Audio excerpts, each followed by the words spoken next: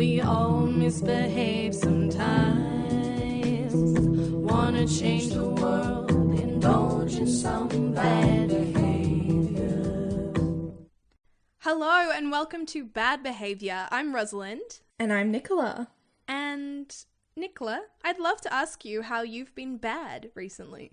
My being bad this week is about my period, actually. I recently finished a wonderful book called About Bloody Time, which is written by the guests that we'll be talking today, Karen Pickering and Jane Bennett. And this book completely gave me so many reflections about the relationship that I had with my period and just, its place in my life. It shows up every month and I'm like, hey girl, how you doing? And I get a bit angry because, to be honest with you, she is a super painful guest to have. Like, I get really, really intense period pain. It kind of is, it completely takes me out for a good, week and a half, I would say. I was going to say a little bit, but I'm quite iron deficient as well. So generally it has me being I feel like I'm a very pale white, Victorian woman in a painting. I could faint at the drop of a hat, when I'm on my period. That's my vibe. Thinking about I've never actually calculated how many years I've been menstruating for. I got my period at 14. Can you do the math quickly? Oh God. Sorry, I shouldn't have brought math into it. This is such a simple problem, but my brain is not fully I don't know why this is so funny to me. It's so simple because it's 11 years. It's 11. Okay, wait. Let me double check it. Just listeners, bear with us. 14, 15, While 16, we do 17, simple 18, equations. 19, 20. Yeah, it's 22, 11. 23, 24. Yeah. Years. Oh, well done. Good on you. Thank you. That's a bad tactic of life, to rely on other people to do your math. But that's what I did to you, and I'm so sorry that I put you on the spot like that. It was really on the spot, but I feel like I rose to the occasion. I did that equation. Congratulations. Thank you. And then I fully sat here and counted on my hands to make sure we were correct. We are talented in other areas. Yeah, Thank you very you're much. right. Anyways, back to my period. Math is a whole nother shame center for me. We're talking about the shame of menstruation. I just want to quickly inquire with you. Is it menstruation or menstruation? I don't know that there is a correct way, because I say menstruation, but I'm also very Australian in the sense that I haven't lived anywhere else, and I think perhaps you might have heard it a different way in New York. I'm going to go for menstruation. Also, I just want to let everyone know that a working title for this episode... Oh no, please don't let them know about the working title. It's so bad. No, it's because really good. Because it doesn't make sense, Nikki. Okay, fine. I'll just say the first bit of it, which is I wanted to call this Menstruation Nation. No, say all of it, because otherwise me being against it doesn't make any sense. Okay, I don't want people to think I'm, tyrannical. You're an absolute horrible person to work with. No, it was going to be Menstruation Nation, how 51% of the population has lost their blood rights. What are blood rights? How do we lose it? Is this true? Look, that's why I said it was a working title. Okay. I don't think it was working. That's the point.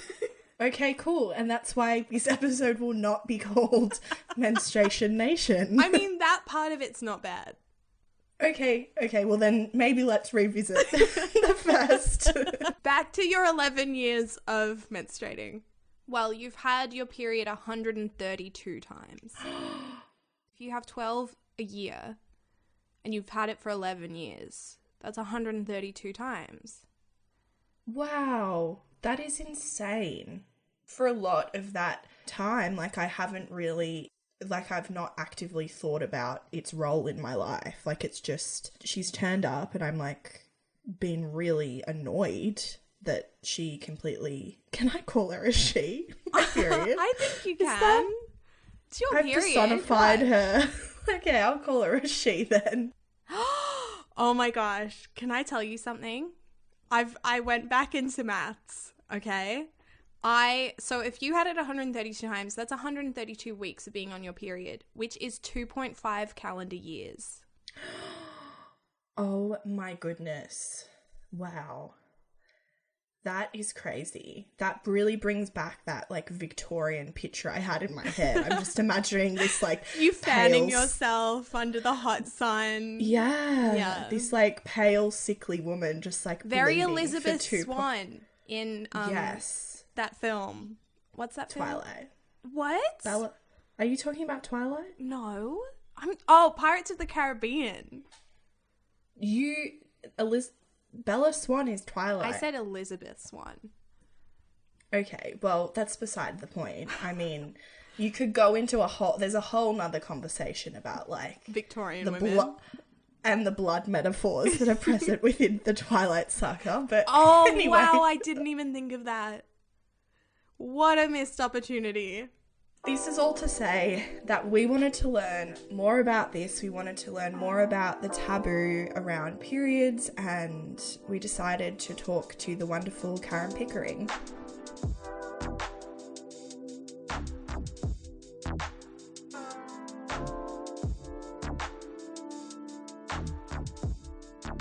I am Karen Pickering. I am an organiser and writer and activist around women's rights and feminist ways of organising the world. And so the big project that I just worked on with Jane Bennett, my co-author, is a book called About Bloody Time, the Menstrual Revolution We Have to Have, which was made possible by the Victorian Women's Trust, not only backing the project but conducting the original research, so that Jane and I had archive of data that was surveys around the experience of menstruation and menopause of nearly 3,000 women and girls. So it was an absolutely immense archive and of primary data. You know, they commissioned it because they wanted to know about people's experience of menstruation and menopause in order to inform the work of the trust and things like lobbying government and, you know, where funds should go. But then they just realised they were just sitting on this gold mine and that it should also be a book. So Jane Bennett and I spent a few years making that into a book that argues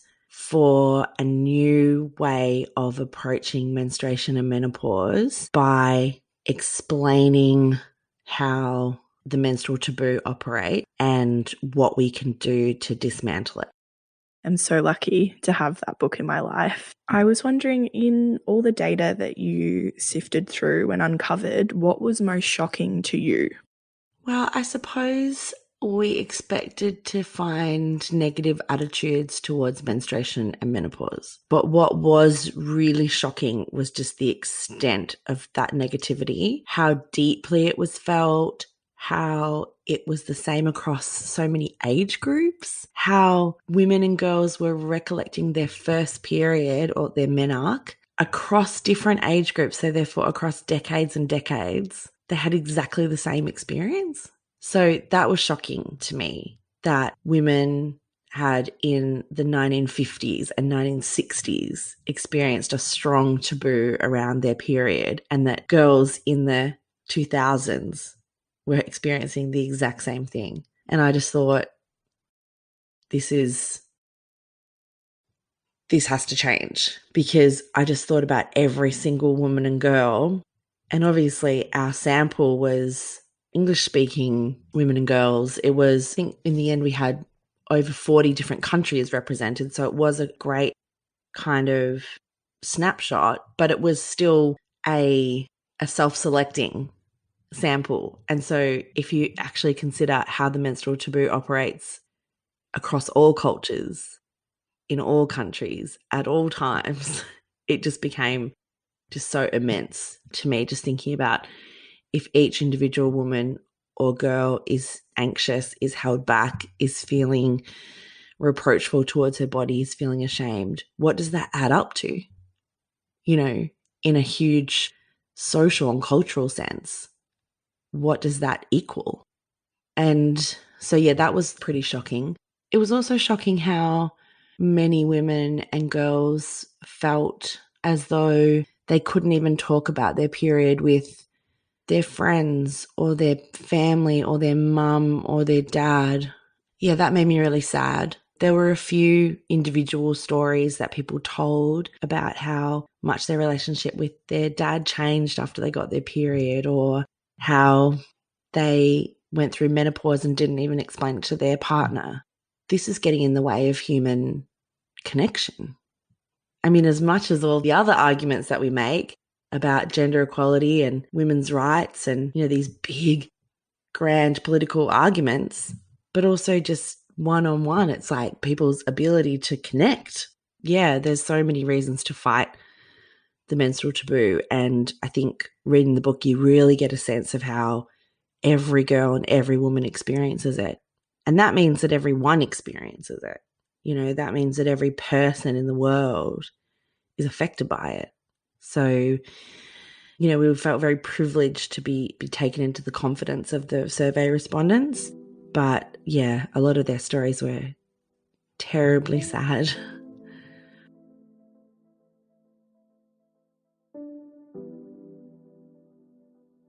So that was really interesting to hear Karen talk about learning about our periods and the shame and the taboo in the context of connection. I think that's a concept that I haven't really considered when I think about my period and how it is kind of isolating a lot of the time. Well, I can count on one hand the amount of people I would be comfortable talking about my period to.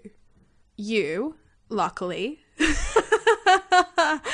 and therefore the world. Yeah, a few friends. I probably wouldn't talk to my male relatives, my close family, perhaps in certain circumstances. I don't know. It's just not something I even with friends, I think I occasionally feel I have to talk myself up to bringing it up. And when I do, I use those stupid, you know, the kind of, what's the word? The colloquial way of saying it. I never say, I'm on my period, let's talk about it. I say, you know, I'm currently riding the red wave, or, you know, I'm having my lady time, or, you know.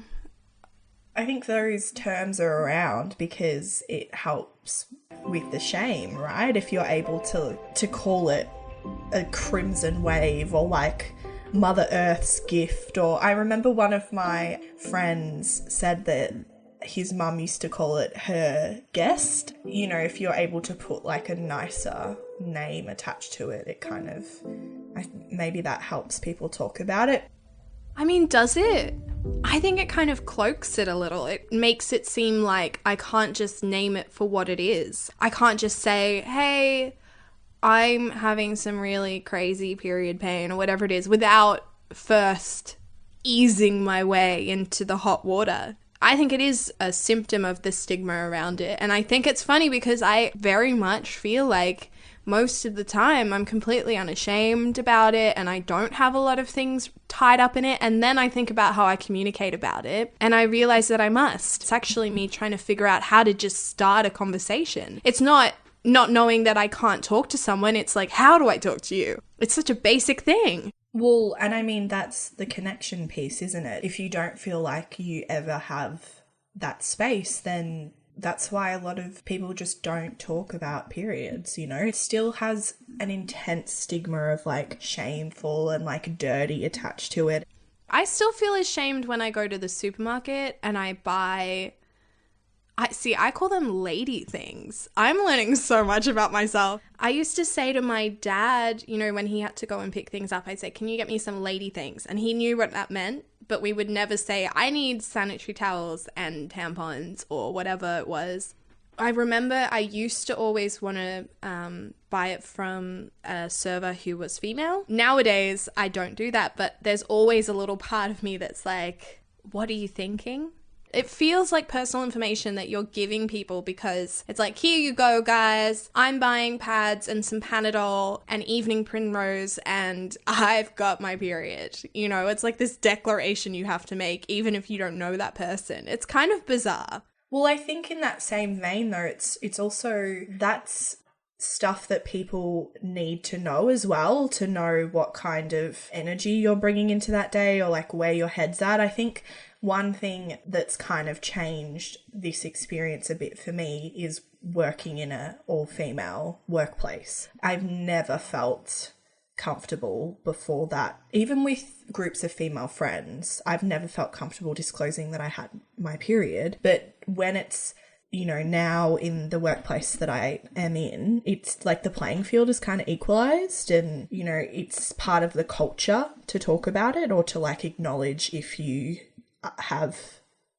pain because of your period. And that's been quite transformative for me because it stopped feeling like an excuse and started feeling like something that I can acknowledge does impact my life really intensely. Like if I have pain and I can't, you know, think straight or get my work done, like it's nice to know that I'm in an office where I wouldn't be like forced to. But yeah, I don't think I would have ever gotten that little epiphany if it wasn't for an all-female workplace. I think we've talked about that before, you know, just how powerful it can be to have a label and to have something you can own up to, because it means you can manage it better. There's less, I need to do so well so no one will tell and no one will see that I'm struggling, and more, let's work around it, let's work with others. I can own up to the difficulty and get it done. If you use Karen's point of connection as like an entry point to open the conversation with people who may not be comfortable talking about it, I think that could be really interesting as well. When you put it in terms of connection, if you do not talk about periods or interrogate why you think they're so gross and disgusting, then like you're part of like the connection block. I think also it's hard to go, hey, let's talk about shame. Let's talk about what you're ashamed of. And it's a lot easier to go, how do you talk about this? Who do you talk to? You know, it's sort of a roundabout way of going into it, and it's an easier way to quantify it as well.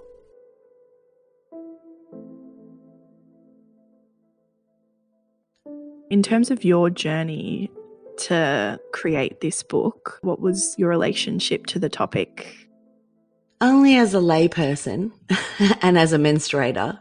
I was brought in because I am a writer and a good communicator. And so I was brought in as a kind of gun for hire to be this person who has a quite engaging voice and is able to take complicated or dry academic material and make it more exciting or more interesting for a popular audience. Like that's my skill set. I was paired with Jane Bennett, who is a menstrual educator and very powerful witch of many decades standing in the menstrual education community. And so I went into it thinking, oh yeah, you know, I've got like a really positive attitude about periods and, you know, like this will be great because I don't have any problems with menstruation and I find it really fascinating. And I naively thought this will be really fun. You know, this will be a really great kind of empowering, positive journey. And then, you know, we dived into the data and I was like, this is depressing. My journey, as you put it, which is, you know, kind of an overused word, but in this case is really perfect because I really went on this, you know, trek through what I thought the book was going to be about, then finding that it was actually so confronting and so scary, and then reflecting on my own menstruation and my own life and kind of connecting up a bunch of dots that I hadn't really understood before, and then realizing that actually I knew so little about my own body, that my understanding, like so many people's, was just that very biology textbook plumbing explanation, and that my decisions around contraception and my decisions around sex and my decisions around conception and family planning had all been kind of made in this haze of not knowing shit about my body. And so that was really personal. That's how it became very personal to me. And then I kind of like had to expand that personal lens back out to the political and to the world and go, what does this actually mean if I'm this like fierce, powerful feminist who only because she works on a book about it discovers that she's in the grip of the menstrual taboo.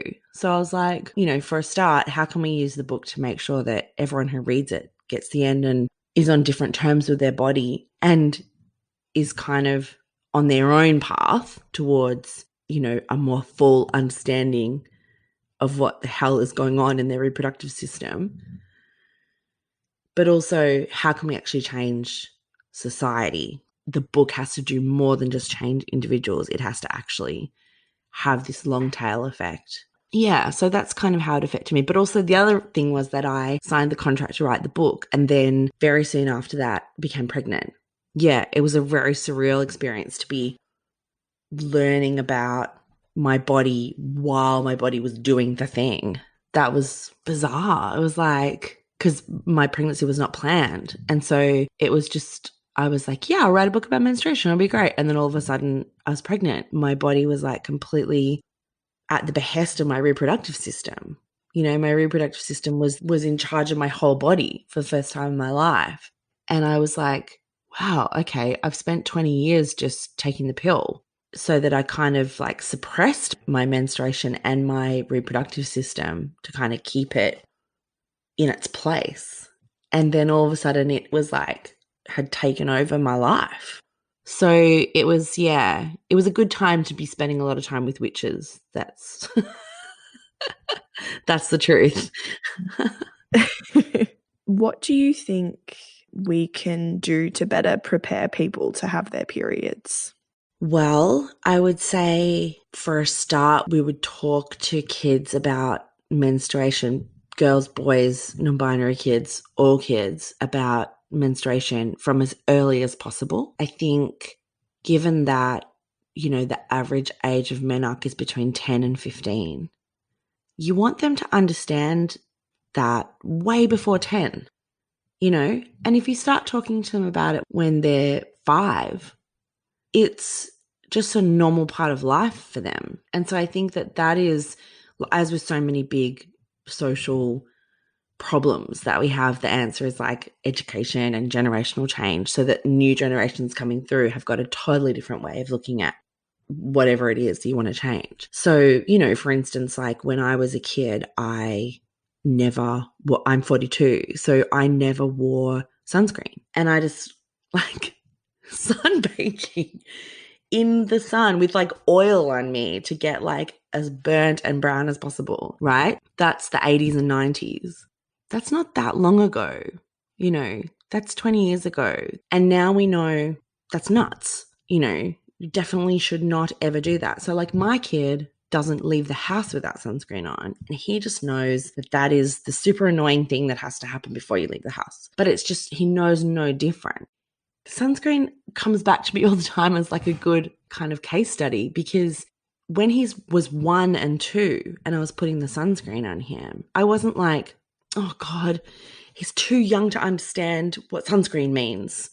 You know what I mean? I was just like, the reason why we put it on is because we protect our skin and our skin's really precious and we've got to look after it. Now he's going to develop more and more sophisticated understanding of that as he gets older, but he's already acculturated to it. So it's the same with like, he lives in a house with his mom who uses a menstrual cup. If you've ever been around toddlers, like you can't go to the toilet without them coming in there with you. So he's like, what's that? What are you doing? What do you know? And I just am really open with him. I'm like, I'm doing this thing. So I guess as early as possible, as openly as possible, try and interrogate your own weird feelings about it so that you don't pass them on. But for people who don't have kids, I would say, you know, besides reading the book, I would say understanding what is happening inside your own body is your right.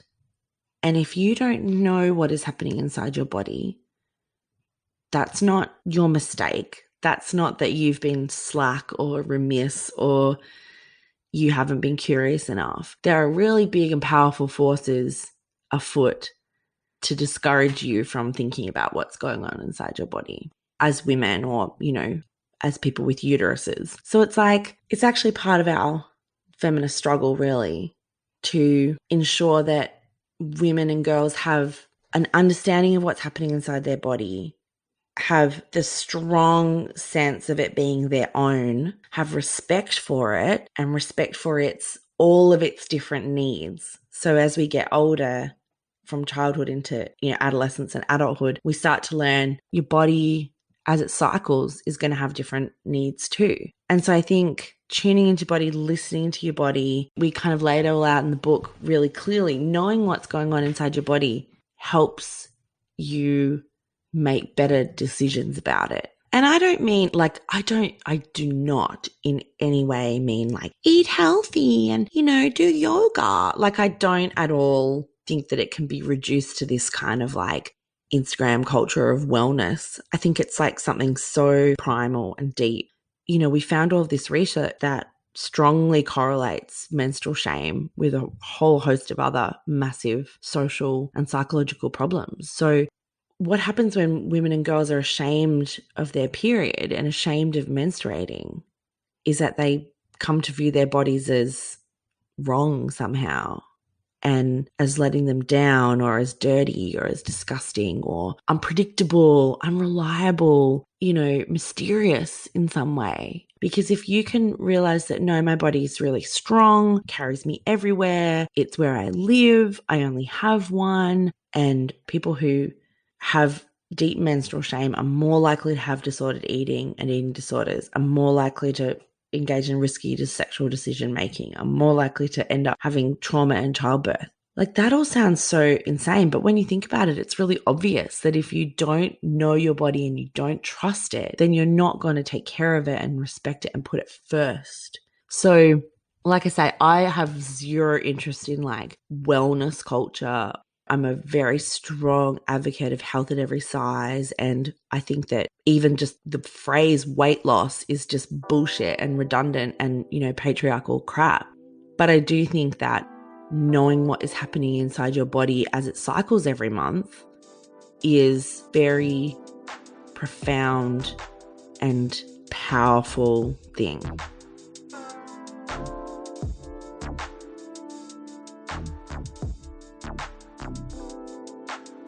Okay, so I have a question for you, Rosalind. What does wellness culture tell us to feel about our period?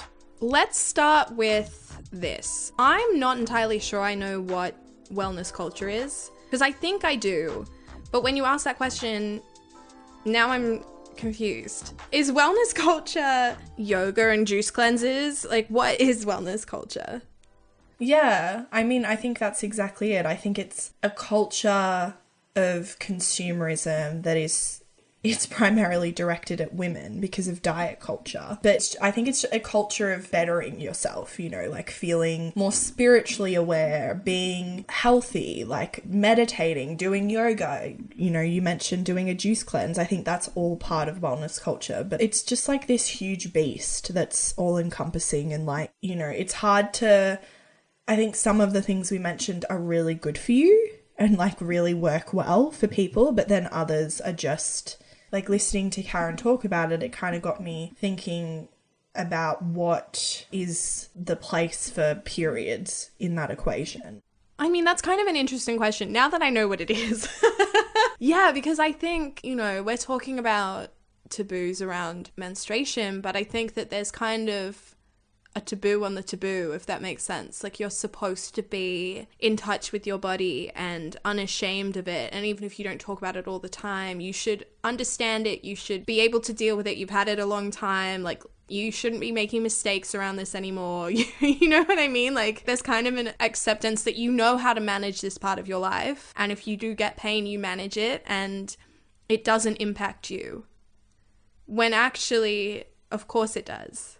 Yeah, that is interesting to note because I can think if we're talking about consumerism and the things that are sold to us to deal with our periods, that for me has been kind of a positive experience as of late because I've discovered period underwear, which is completely transformed how I have my period. I feel we were talking about earlier that I've been bleeding for 2.5 years and only recently have I actually felt prepared. And I think a lot of people feel that with menstrual cups. So that's another side of shame, actually. I used to feel so ashamed about the amount of waste I produced because, you know, when you think about sanitary towels and tampons, I mean, they're so bad for the environment. So, so, so bad. And so I stepped into using them and didn't leave for a good long while, and I discovered menstrual cups, and I was so excited about the idea that I could reuse it in terms of sustainability and the environment. It was just game changer. I was quite resistant to using anything other than pads. You know, when I first started hearing about period panties and all these other more sustainable ways to have my period, like, I still am hanging on to a lot of those ideas about how my period is like dirty and gross. And I was like, seemed only fit that I put in a pad every month that gets thrown away and like I don't have to see it. That's interesting, isn't it? To think that it's tied up in the fact that you're producing waste. For a lot of my experience with my period, like, I want to have as little contact with it as possible. Like, I don't want my blood to get everywhere. I don't want to have to like clean up, you know, after myself when I'm on my period. Clean up in aisle 3, Nicola's been here. Oh my God. I think another whole part of wellness culture is the fact that, like, the way that the media talks about our periods too, like the fact that, you know, whenever you see advertisement for pads or tampons that has blood in it, like, there's this huge controversy about it. And like, I think that something happened recently where one of them was like banned because of complaints, and it's like, it's fine to advertise those products to people, but it's not fine for them to be bleeding. It's one of those shameful things that, like, I have hope that maybe it could change in our lifetime. I mean, it's interesting to try and think about with wellness, though, because the more I think about it, the more I'm thinking wellness culture is very much like the job is never done. There's always a new fad. There's always a new way of going about it. There's always some way that you've always done it wrong, and how could you not have known that before? And so if we think about wellness culture in our period, it's sort of making the assumption that there is so much to learn and we're never going to get it right. There's always going to be things that come up, and maybe it's more important to think you've got a handle on it now. You may learn about it later. You may discover, you know, the sides of shame that you have and work through that. But you're all right where you're at, you know. Let's talk about being okay where we are. I think that's probably against wellness culture, but like in a good way. I'm at a level of okay. I don't know if we're allowed to be at a level of okay with wellness culture. There's also, you know, like the fact that period poverty is still such a huge thing. Like, this conversation and all our like thoughts that we're sharing are very Western centric. It's really sad that there's still so much stigma attached to it, and I also can see how detrimental it can be for so many women and girls all over the world. Sorry, that took a depressing turn, but I feel like it had to be said. How amazing that we can sit here and like interrogate our shame around our periods, and like, I suppose I take for granted. And I think that's why talking to Karen has been so transformative because it focuses the impetus on you, but it also connects you to like the larger impact of the stigma.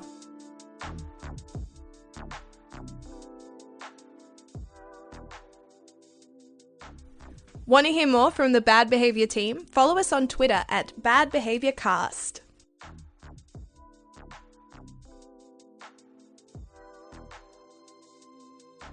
Did you do that unshaming process for yourself while you were writing the book?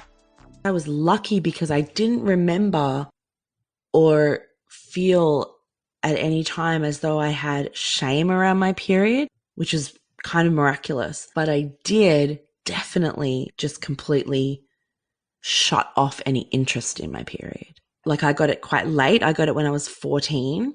The range of normal is 10 to 15. So I was still tracking within completely normal range. But, you know, being a 13-year-old or a 14-year-old where everyone else has got their period, like, I felt there was something wrong with me. But then when I finally did get my period, I was like, oh, you know, this sucks so bad. Like, I wish I'd never got it. So I guess I had all those just internalized things that everyone that so many people grow up with. But then I just pretty quickly, because I was 14, maybe by the time I was 15, I was on the pill. That was a necessity growing up in Queensland. You couldn't get an abortion. You still couldn't get an abortion in Queensland until last year, I think. From the age of 15 to like 35, I was on the pill. And so my period was just like thing that I had just dealt with and gotten rid of essentially, and just sort of mechanized as a result of a decision I made when I was 15 years old, that it was never revisited until I was 35. And I think a lot of women, like so many women that I've spoken to, are like, whoa, yeah, me too, you know. The other thing that I found was that, so from the age of 15 to 35 when I was on the pill, I hadn't actually been getting a period. So I had a bleed, I had a withdrawal bleed every month when I took the sugar pills, but that's not a period. That's just a bleed as a result of coming off the hormones. So it wasn't until working on this book that I was like, oh, well, if I wasn't ovulating because the pills were suppressing my ovulation, then I didn't even menstruate for 20 years. But I didn't know that, you know what I mean? Like I didn't even really kind of, and that's the thing, I think people who get the injection or the implant or any kind of hormonal contraceptive, it made me really think about how many of us take hormonal contraceptives without really knowing what we're doing. And many of us would still take them. We're missing a really crucial part of that decision, which is like informed choice. And so that was a real shock to me to figure out that. So it kind of made me realize that in a way I had been disappearing my menstrual cycle, and that I thought that was just because it was just convenient and easier and, you know, the responsible thing to do as a sexually active woman. But on reflection, it's like, it was also pretty wild disconnect with your own body to have been engaging in for 20 years without even really knowing it. I really resonated with what you just said, because I think that's a key distinction, isn't it? I didn't really feel like I had much shame about my period at all. And I was so excited to read about Bloody Time, but I also had no idea about anything that was in that book either. Like it was Same until I wrote it. So like, don't feel bad. It's kind of insane that, you know, like we say in the book, it's like the process by which every single human being is on the planet, like every person who has ever lived is here as a result of menstruation. But it's been framed as like this disgusting, vile, awful stuff that if anyone ever sees it on your dress, it's like social disaster. And if it appears while people are having sex, there can be like massive, you know, like psychic breaks and overreactions and whatever. And it's like, it is so little understood because it's been treated as this disgusting, awful stuff for so long. So, I mean, you asked me before if I went on my own journey. One of the things that we had was this advisory group, which the Women's Trust put together. And it was just like all of these very highly qualified experts in the fields that we were working, like women's health and menstrual education. And they would read our manuscripts as we were going along and give feedback and say like, you know, fix this or put more of this in, and we could just sort of pick their brains every 6 months. So one of them, Catherine Cunningham, who has written the foreword to our book, she's incredible. She, in one of our discussions for the meeting, like, I just sensed a bit of like a block from you on that. And I said to her, but this is early in the process. I was basically like, Catherine, I just think I'm not like the celebrate my menstrual blood kind of person. Like I use my menstrual cup and I think it's great. She's so beautiful, like so unoffended. So she was like, yeah, I can see that. Yep. Well, can you just do something for me? She was like, next time you're using your menstrual cup, just before you pour the fluid out, just want you to say thank you. Right? And when she said it, I was like, yeah, I can do that. Like, I wasn't like, I didn't have a reaction of like, oh, you know, what a load of garbage, or like wanting to laugh in her face. But I just sort of went, okay, thinking, sure, just agree to anything that she says and just get out of this conversation, right? But I started doing it. And to start with, it felt stupid. And I kind of forced myself to do it, thinking I'll just do this to, because I told Catherine I would, so I kind of treated it like a chore. And then it started to change. And I started to actually think, yeah, I do thank you. Like, thank you for bringing me my baby. And thank you for keeping my body healthy.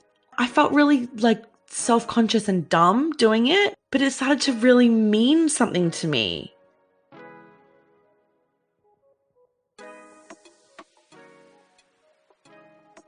So I was super interested to hear about the gratitude sort of process that Karen was talking about. Nicola was actually the one to do this interview, and so I listened to it afterwards, and I just thought that was so intriguing to think that you could go through this process and maybe think about your period in a different way. So I decided to do it. My last period I did go through, and every time I used a menstrual cup, as we said before, and every time I had to empty it, I went through this little process of trying to say thank you and be grateful to my body, and it was really interesting.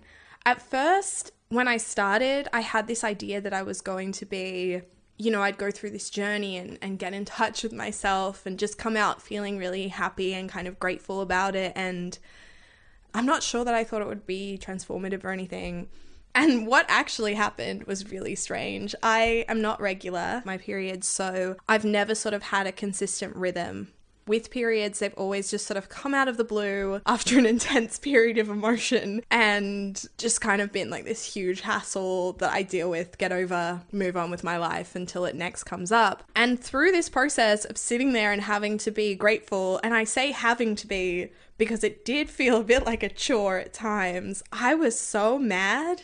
I genuinely got angry because I think success in my period is not thinking about my period. It's going in, dealing with it, getting back into my life, just not thinking about it. And so at the end, I kind of thought, it's not so much that I was trying to combat shame with this gratitude process. It was more that I was trying to connect the idea of periods to my own body, because as someone who isn't regular and doesn't have it all the time, sometimes I didn't really sort of connect to that idea of, I don't know, I have friends who've talked about this sort of getting in touch with the rhythms of your body and, moon cycles and things like that, and I never have. So it was kind of strange that there was a little bit of a disconnect between my body and my own period. I felt like it was a really great process. I never want to do it again. I was left with a feeling of, I'm really grateful that this exists and that the process is there, but I'm really annoyed that it has to happen to me. When you were talking about how it was for you to do that and to go through this gratitude ritual, I think it reminds me that a lot of us menstruate on autopilot. We just have our period, try to get it over as soon as possible, don't really think about what's happening or how incredible our body is for, having this monthly, or in your case, whenever it turns up, check in. But I do think that, every person that has a period has a different relationship with it, and maybe the fact that yours is so irregular and you don't have any warning about it, that's maybe where the anger sits. For me, I'm very regular. It's like clockwork.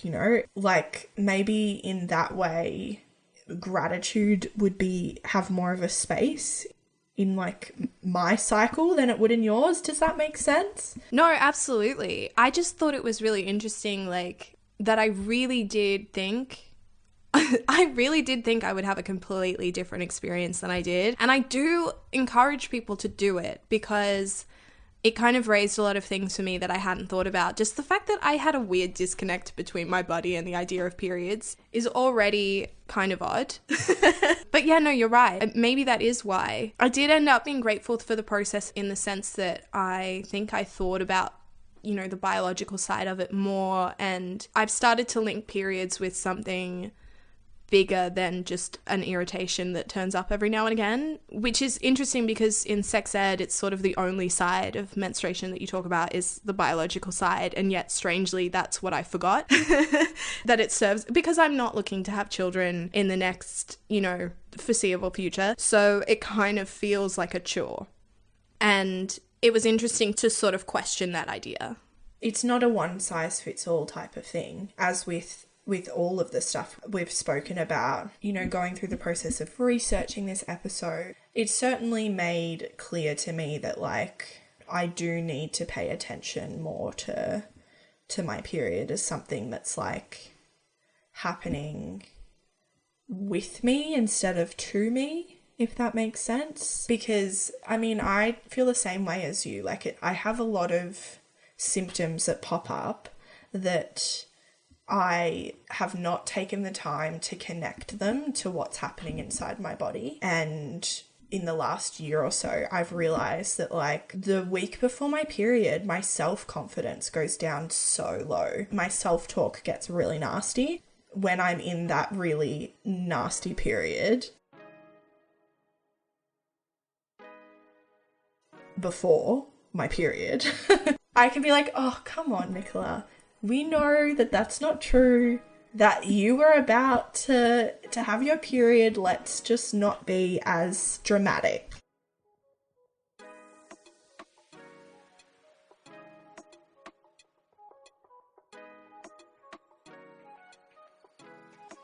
You spoke a little bit about how this shame and this taboo has been around for a really, really long time. And this book is, part of the revolution to try and shift things, finally, long overdue. In your ideal world, what would menstruation look like? How would women have their periods in a positive way? Well, we have that kind of imagine part in the book where we're essentially menstruation is understood by everyone as just this normal, natural part of life, and actually the beginning of all life. And so women, girls, anyone who menstruates would not feel ashamed of it, but also would not view it necessarily as the other functions of their body. They would kind of elevate it, and they would see it as something that is a barometer of their overall health, that understanding your menstrual cycle helps you understand your moods and your energy levels and your psychological patterns as well. But I guess on a kind of structural and political level, in my ideal world, we have menstrual education in schools. That education is for all students, and it starts in primary school, with kind of age-appropriate stuff from age 5 onwards. It is a separate curriculum from science, PE, biology. It falls maybe more under social studies. It's mandatory, it's federally funded, it has a national curriculum that's developed by menstrual educators and is apolitical, secular. It also fits in with mandatory national curriculum of sex education that has come in at the same time. I think that we should have menstrual products in public bathrooms. I think that there's no good argument for why we don't. The supplies that every woman and girl and person who menstruates needs to handle their menstruation should be freely available and as compulsorily included everywhere as toilet paper. Doctors and other medical professionals learn about menstruation as part of their studies, which currently is not the case. So, for instance, a GP who, when we asked women to estimate how often their visits to the GP had something to do with their cycle, it was quite high. So the fact that GPs don't have any specialist training in menstruation or the female reproductive system is pretty concerning. So yeah, we would have, as part of that developing of a new language and a new culture, you would have modules in tertiary study for health professionals And the other thing that our ideal future would have is a mature and progressive attitude towards women at work and how menstruation and menopause affects that. So if every woman and girl and anyone else who menstruates is navigating their work life, their professional life at the same time as managing their menstrual cycle, they're obviously going to be interdependent in a way. And so we talk about in the book the development of menstrual policies for workplaces as absolutely essential to dismantling the menstrual taboo. If you think about how much of your life you spend at work, it's pretty crazy that that is still, once you leave the schoolyard far behind, it's still this really stressful place to manage your period, whether that's managing it in terms of having your period at work or also just your productivity, your energy levels, your workflow and timelines for meeting different deadlines or whatever is obviously going to be affected by this thing that is happening to you every month. So, our argument is that workplaces have policies for everything from social media use to workplace attire to every kind of imaginable aspect of your working life. Why not have a menstrual policy in what the new positive menstrual culture of the future needs to look like? I think if you had all of that, we would have a revolution. We would have a very swift, just like the example of sunscreen, just like drink driving, just like all of the other things that have been very quickly and effectively changed within a generation. We would have a new culture that doesn't stigmatize and shame women and girls for menstruating.